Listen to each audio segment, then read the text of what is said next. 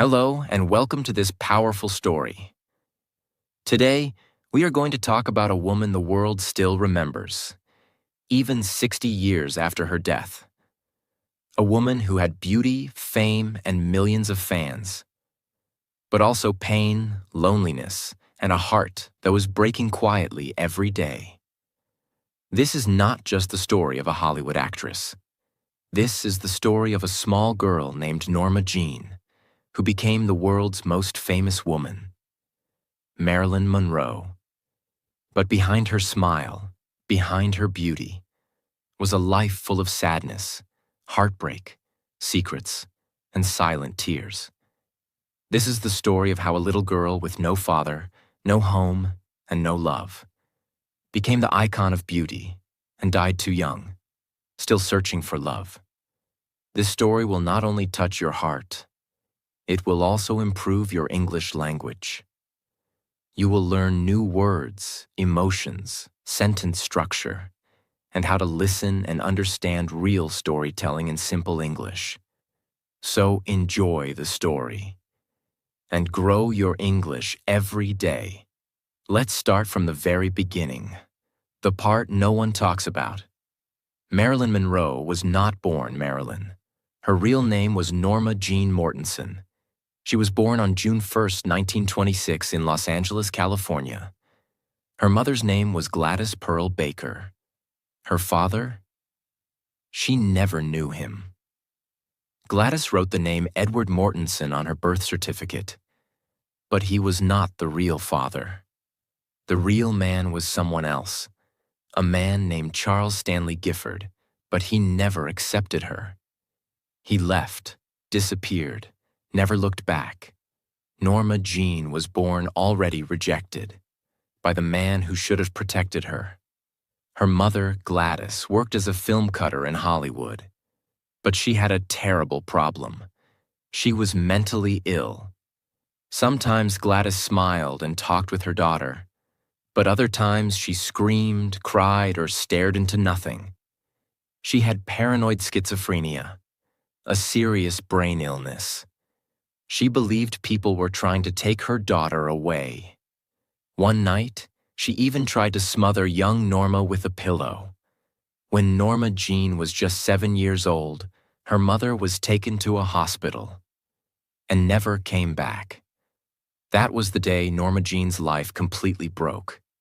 No father, no mother, no love, no home. She became a ward of the state, a child with no family. For the next years, she lived like a paper blowing in the wind. No place was hers. She was moved from one foster home to another, 11 in total. Sometimes she stayed with relatives, sometimes with strangers, sometimes in an orphanage that felt like prison. She slept on cold beds, she wore old clothes, she ate alone. But worse than hunger or cold was the fear. In one foster home, she was sexually abused by a man. She told someone, but no one believed her. She stopped talking about it. She started building a fake smile, the kind the world would one day know. She said later, "A smile is the best makeup a girl can wear." But that smile started back then, as a way to hide the pain.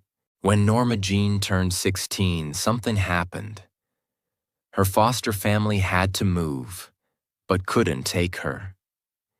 If she didn't find a home, she would return to the orphanage. To avoid that, she married her neighbor's son, a 21-year-old man named James Dougherty. She didn't marry for love. She married to survive. At just 16 years old, she became a wife.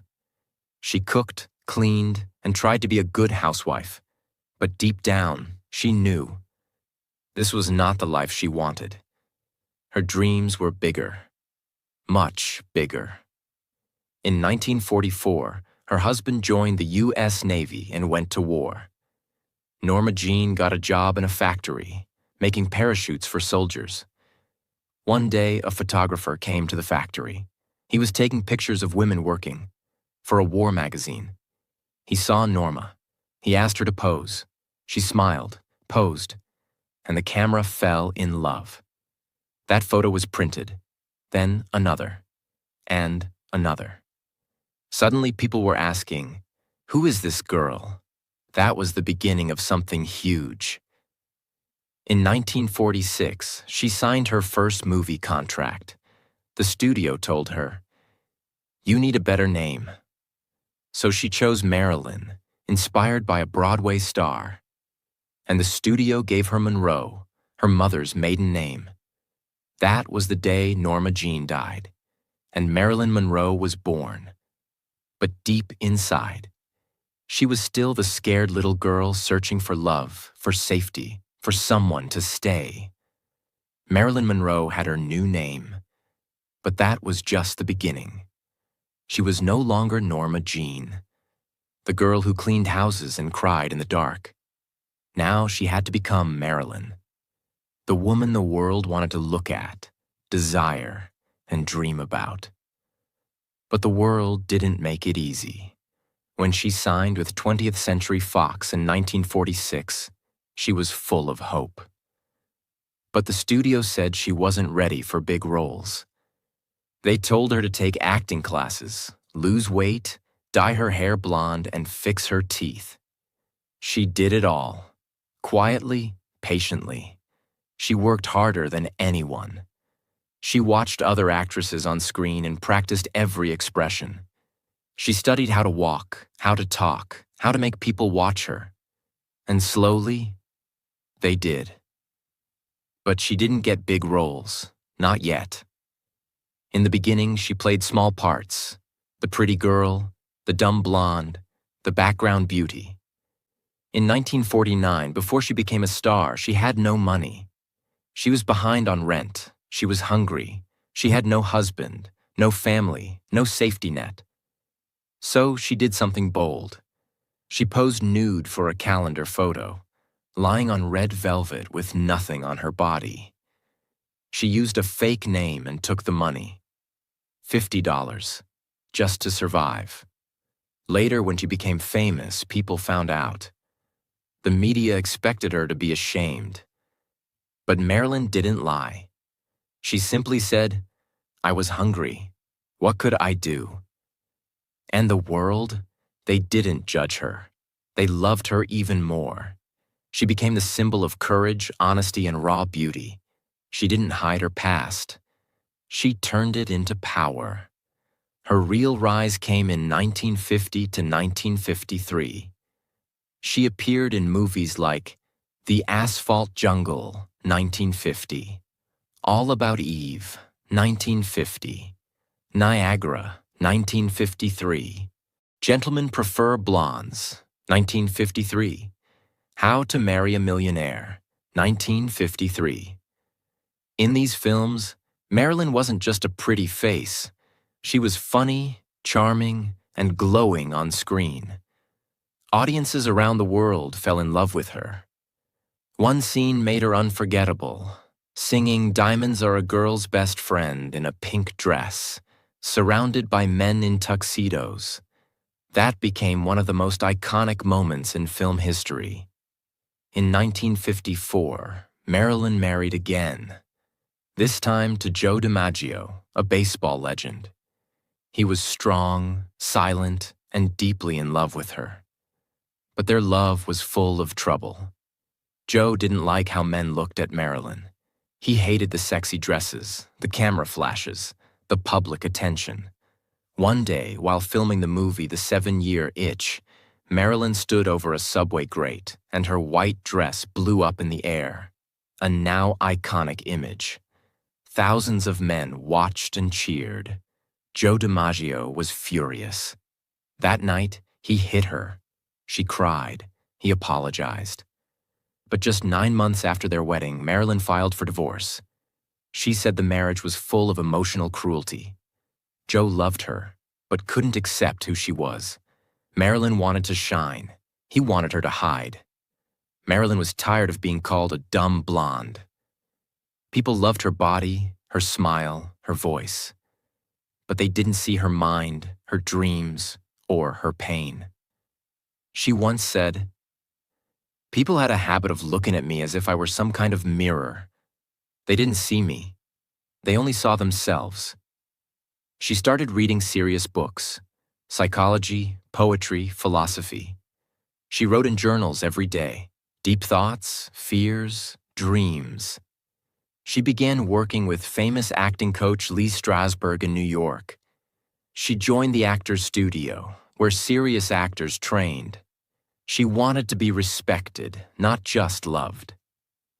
In 1956, she married again, this time to Arthur Miller, a brilliant playwright. He was the author of Death of a Salesman and other famous plays.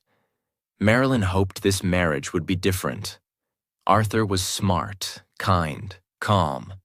He saw her as more than a sex symbol. They moved to New York. She tried to become a serious actress, and in 1956 starred in Bus Stop, where critics praised her performance. She started her own production company, Marilyn Monroe Productions. A bold move in a male-dominated world. But the marriage with Arthur Miller slowly fell apart too. She read his diary once and saw that he had written, "I married her, but I am disappointed." That broke her heart. She never truly recovered from those words. As the years passed, Marilyn became more fragile. She had insomnia, couldn't sleep without pills. She had panic attacks before filming. She was often late, scared, exhausted. She suffered several miscarriages. She wanted a baby so badly, but her body couldn't hold one. Each miscarriage left her more broken inside. She took more pills, for sleep, for nerves, for pain. She started drinking more. She was late to sets. She forgot lines. Directors became angry. Studios started losing faith. She was drowning, quietly. During this time, Marilyn was rumored to have affairs with many powerful men. The most famous? President John F. Kennedy. She sang "Happy Birthday, Mr. President" in 1962, wearing a skin-tight dress in front of thousands. The world was shocked. The rumors exploded. Was she his lover? Was it true? She never confirmed it. But the smile she gave him that night told the world. Something had happened. Later, people whispered that she also had an affair with JFK's brother, Robert Kennedy. Some say she knew too much. Some say she was silenced. But what we do know is this. Behind the fame, Marilyn was deeply alone. In her last interviews, she often said things like, "Fame doesn't fulfill you. It warms you a bit, but that warmth is temporary." In 1962, Marilyn Monroe was still a global superstar. She was rich. She was famous. But she was also deeply broken on the inside.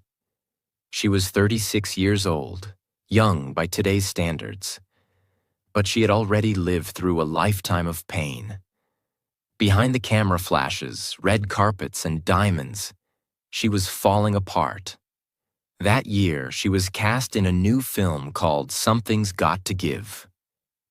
It was supposed to be her big comeback, a fresh chapter in her career. The studio, 20th Century Fox, had high hopes. But Marilyn was not well. She would often come late to the set, or not at all. Sometimes she arrived, stood quietly, then disappeared without filming. She had no energy, no sleep, and no peace in her heart. She was dealing with pneumonia, a sinus infection, and deep emotional exhaustion. But the media didn't care. They said she was difficult, unprofessional, lazy. She wasn't lazy. She was hurting. Still, when she did show up, she gave magic. She filmed a famous scene in a swimming pool, wearing nothing at all, smiling at the camera like a goddess. It became one of her most iconic moments, even though the film was never finished. In May 1962, after too many delays, the studio did something shocking. They fired Marilyn Monroe. Fired the most famous woman in the world. The media laughed. People said, "She's finished." Others said she was crazy, addicted, and unreliable. But then, just weeks later, the studio changed its mind. They realized no one could replace her. The fans still loved her, so they begged her to come back. They even gave her a raise. She had won, but she wasn't celebrating. Inside, she felt exhausted, confused, and trapped between two worlds. The world of Marilyn, the fantasy, and the world of Norma Jean, the broken girl. That summer, Marilyn's life went out of control.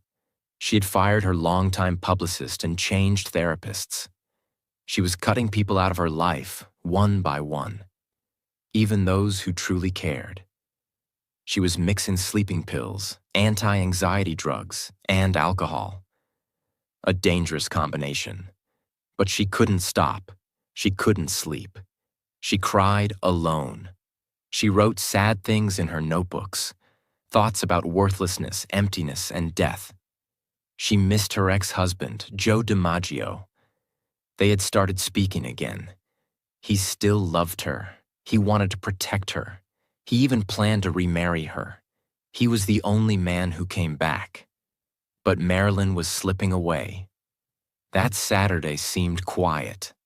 She spoke with several people on the phone, her psychiatrist, her maid, her friends. She seemed okay, maybe even cheerful. But then night came. Her housekeeper, Eunice Murray, said Marilyn went into her bedroom at around 8 p.m. and closed the door. She didn't come out. At 3:30 a.m., Eunice became worried. The door was locked. No sound inside. She called Marilyn's psychiatrist, Dr. Ralph Greenson. They broke the window and went inside. Marilyn Monroe was lying on her bed, naked, face down, holding a telephone. Beside her bed were empty pill bottles. Too many. She was already cold. The most famous woman in the world was gone. The official cause of death was listed as probable suicide due to barbiturate overdose. She had taken too many sleeping pills, no signs of violence, no notes. But to this day, many believe it wasn't that simple. Some say it was an accident, that she didn't want to die, just sleep. Others say it was murder. Here are the most powerful theories. 1. The Kennedy connection. She knew too much. She was calling the White House too often. Some believe government agents silenced her. 2. The mafia theory. She had connections to powerful men. Maybe she was used and became dangerous. 3. The psychiatrist involvement. Her doctor gave her too many pills. He was trying to control her, and it went too far. But the truth? No one really knows. What we know is this. She died alone, with the phone in her hand. Maybe calling for help, maybe saying goodbye. After her death, Joe DiMaggio took care of everything. He arranged her funeral. He didn't let any Hollywood people attend. No actors, no studio bosses, no fakes, just family and close friends. For the next 20 years, Joe sent fresh roses to her grave 3 times a week. He never married again. He never forgot her. In the end, the man who couldn't handle her fame was the only one who stayed loyal until the end. After her death, people found her personal journals and notes. One page said, "Please don't make me a joke. I want to be a great artist, not a circus act." Another said, "I just want to be wonderful." And in one of her letters, "To all the people who have ever loved me, I hope I was good to you." She was not just a pretty face. She was a woman full of hope, thought, poetry, and pain. Marilyn Monroe was buried on August 8, 1962, in a quiet crypt at Westwood Village Memorial Park Cemetery in Los Angeles. She wore a green Emilio Pucci dress, chosen by her ex-husband Joe DiMaggio. Her makeup and hair were done by her personal stylist, the last time the world would touch her. The press stood outside the gates. Fans cried in silence. And inside the small chapel, Joe stood near her coffin, in tears. He whispered only 3 words: "I love you." When the news of Marilyn Monroe's death spread, the entire world stopped. In Paris, people lit candles. In Japan, fans gathered in theaters to watch her films. In New York and Los Angeles, crowds stood outside her home and wept. The President of the United States didn't make a public comment. His silence only made the rumors louder. Every newspaper in the world had her photo on the front page. Marilyn Monroe dead at 36. But no headline could capture the heartbreak. The woman who brought smiles to millions died alone with sadness in her heart. Years after her death, people discovered something shocking. The FBI had a secret file on Marilyn Monroe. They had been watching her, recording her calls, and tracking her relationships, especially with John F. Kennedy and Robert Kennedy. Why? Because Marilyn had started attending meetings with left-wing thinkers, poets, artists, and even people accused of having communist connections. The U.S. government during the Cold War was afraid. A woman with deep access to the White House, who had mental struggles, and who knew private secrets. They saw her as a potential danger. Some believe these files are the missing key to her death. But even today, most of those files are sealed, locked, hidden, silent. Years after her death, Marilyn's personal items were stored, hidden, and later auctioned for millions of dollars. Here are just a few. Her famous white dress from the 7-Year Itch sold for $4.6 million. The most expensive movie dress in history. Her handwritten diaries, poems, and letters were bought by private collectors. Her lipsticks, shoes, and perfume bottles are now displayed in museums. Even the prescription pill bottles from her nightstand were sold. People wanted to own a piece of her. Even in death, Marilyn became a business. Her face printed on t-shirts, posters, makeup, perfumes. Some found it beautiful. Others said it was exploitation, the same thing that broke her. After her death, several men who had once pushed her away came forward with regret. Arthur Miller, her third husband, said in an interview, "I misunderstood her pain. I wish I had done more. She didn't want fame. She wanted to matter."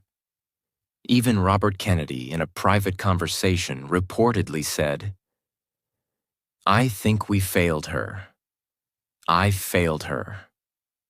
Many people thought Marilyn was just a beauty queen, a dumb blonde. But in her own journals, she wrote things that shocked the world. Quotes like, "I'm afraid of being alone. I'm afraid of being forgotten. Fame is like caviar. You get tired of it. I want to grow. I want to learn. I want to be real."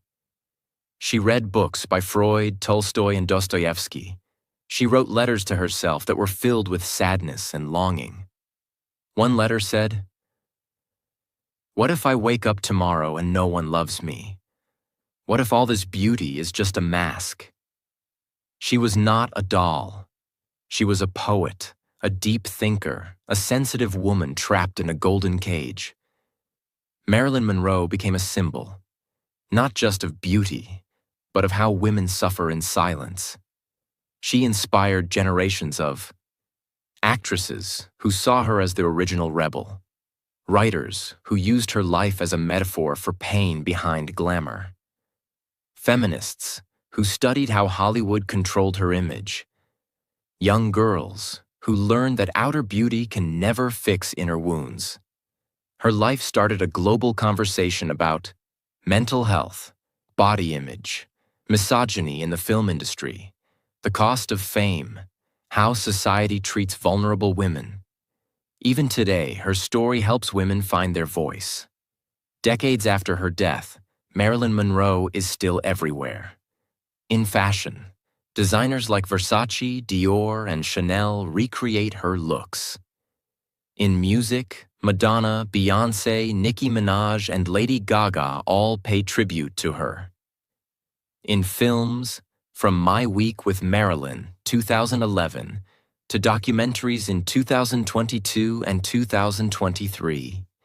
In tattoos, paintings, museums, even AI-generated voices in digital art, Marilyn has become more than a person. She's a symbol of longing, mystery, beauty, and sadness. Everyone talks about her body, her smile, her films. But do you know what Marilyn truly wanted? She once said, "I don't want to be rich. I want to be loved, truly loved. I want a baby. I want to sing lullabies. I want peace." She dreamed of a quiet home, a baby's cry, a hand to hold at night. She didn't want diamonds. She didn't want crowds. She just wanted to feel safe. In one of her final notes, she wrote, "I hope people don't just remember my body. I hope they remember my heart." And the world answered her.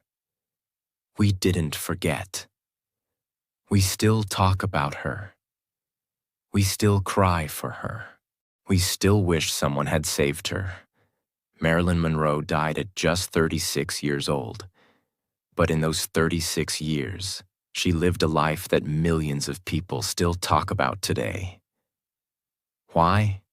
Because her story was not just about a movie star. It was the story of a girl who felt unloved, who fought through pain, who smiled even when she was crying inside, and who never gave up, even when the world was too heavy to carry. She left this world long ago, but her life still speaks. Her story still whispers in the ears of people who feel alone, unseen, or not enough. The world remembers her face, her lips, her blonde hair, her voice. But her real legacy is much bigger than her looks. She taught us that even the most beautiful people can feel deep sadness. Fame and money do not guarantee happiness. Childhood trauma leaves marks that fame cannot erase. The world will praise you when you shine and leave you when you fall.